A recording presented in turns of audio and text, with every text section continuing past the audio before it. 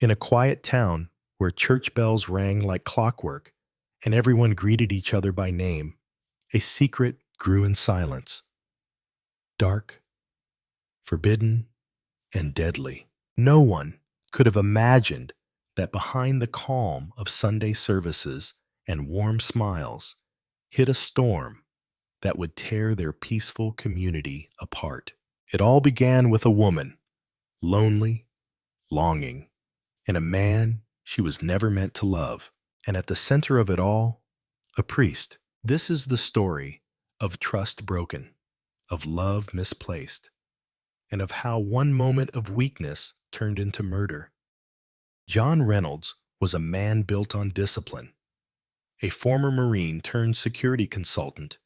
He was respected, stoic, and rarely home. At 62, John had spent his life protecting others, from foreign battlefields to corporate boardrooms. But there was one place he never thought he'd fail: his own home. His wife, Emily, had once called him her hero. Now, she spent most evenings alone in their quiet house, cooking meals for two and watching the clock tick past midnight. At 56, Emily looked younger than her age, but her eyes were tired, tired from waiting, from smiling when she wanted to cry, from pretending everything was fine. And then came Father Mark, the new priest at St. Mary's Church, young, charismatic, with a gentle voice and eyes that seemed to read your soul. He spoke about faith, but made you feel understood. Emily started volunteering more at the church. Maybe it was the way he listened, or how he said her name, slow and soft. Maybe it was just that. For the first time in years, someone looked at her and really saw her. It started with small things: a longer handshake after Sunday service, a warm smile held just a second too long, a conversation about loneliness that lingered well past evening prayer. Emily never meant for it to become anything. She just needed someone who listened, someone who noticed when she was tired or when she wore her hair a different way. Father Mark told himself he was only offering comfort, that it was his duty to guide her. But deep down, he knew he had stepped too close to the fire. They met more often now, under the soft light of the church, behind closed doors in the parish office, or during late-night phone calls Emily claimed were prayer discussions. The line between spiritual care and emotional intimacy blurred with every shared secret, every gentle laugh. One evening, as snow fell outside the stained glass windows, Emily reached for his hand. It was instinct, unspoken, and he didn't pull away. In that moment, something shifted. A silence hung in the air, not awkward, but electric. They both knew something sacred had just been crossed. What began as whispers in the dark soon turned into habits they couldn't hide. Emily grew distracted, burning dinners, missing appointments, smiling at nothing. And John, he noticed. At first, he blamed himself.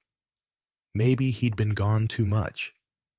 Maybe she was just tired, but when she came home late 3 nights in a row and couldn't explain where she'd been, the doubt started crawling in. Father Mark, too, had changed. His sermons grew more intense, fiery, emotional, almost desperate.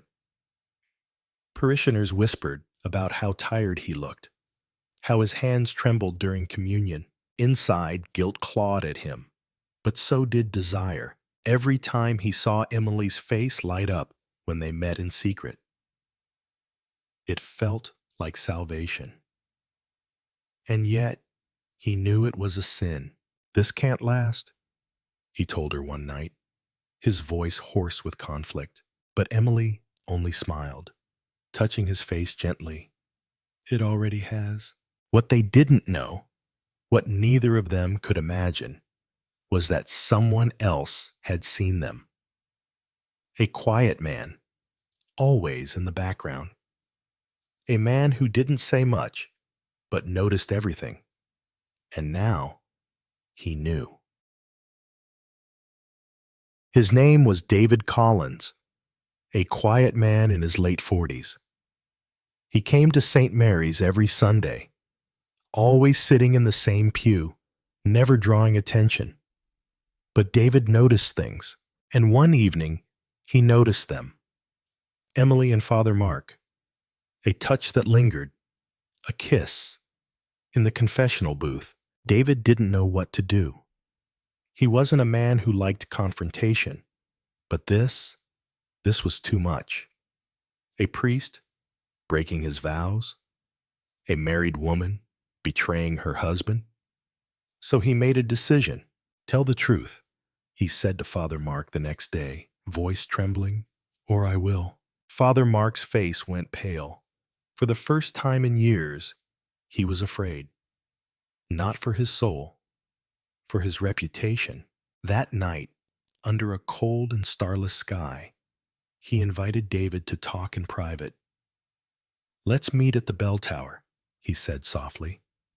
No one will interrupt us there. David agreed, unaware that he was walking into a trap. The bell tower was quiet, just the creak of old wood and the distant sound of wind.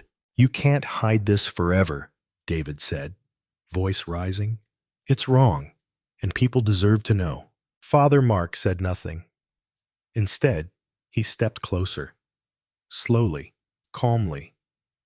One step, then another, and with a sudden, brutal push, David fell. His scream was brief, the silence after, endless. When his body hit the ground, the sound echoed like thunder across the churchyard. Father Mark stared down, hands shaking, his chest heaving. A man of God had just committed murder. He dragged the broken body to a dark corner of the church's storage basement, buried it under dusty boxes, old hymn books, and heavy silence. No one would know. He'd make sure of it. And yet, even as he smiled during Sunday Mass, he could hear the echo of David's scream every time the church bell rang. John had always trusted his gut, and lately something felt off. Emily's distant gaze, her phone locked with a passcode, the faint smell of cologne he didn't wear. So one gray afternoon, he followed her. She said she was going to the market, but her car turned toward St. Mary's. John parked down the street and waited, watched. And when Emily slipped inside the church alone, he followed, quietly. Inside, stained glass bathed the sanctuary in gold and crimson. He crept behind the altar, his heart pounding like it did in combat. Then he saw them. Emily, her hand resting on Father Mark's arm. Laughing, glowing. Something inside John snapped. How could you? He roared, bursting into view. The church fell silent. Emily froze. Father Mark took a step back, caught off guard. You, both of you? My wife and the priest I trusted? His voice cracked, full of pain. You've destroyed everything. Emily tried to speak, her lips trembling, her eyes filled with tears. John, it's not what you think, but it was. It was exactly what he thought. Rage overtook grief. John lunged. Years of military training kicked in. Father Mark tried to defend himself, but John was fast, furious. A struggle broke out near the altar. Wooden pews rattled, candles fell. Then, Father Mark's hand found something heavy, a brass crucifix. One desperate swing, a sickening thud, blood, another blow, then another, until John lay still, his face battered, his skull broken. Emily screamed, a sound of pure agony that echoed through the empty church. And Father Mark stood over the body, breathing hard, his hands, bloody, trembling, wrapped around the sacred symbol that had just become a weapon. There was no turning back now. The church was silent when the police arrived. Only Emily's sobs broke the stillness, raw, trembling, lost. Father Mark had fled, blood on his clothes, his face pale as ash, but justice came swiftly. A town-wide manhunt.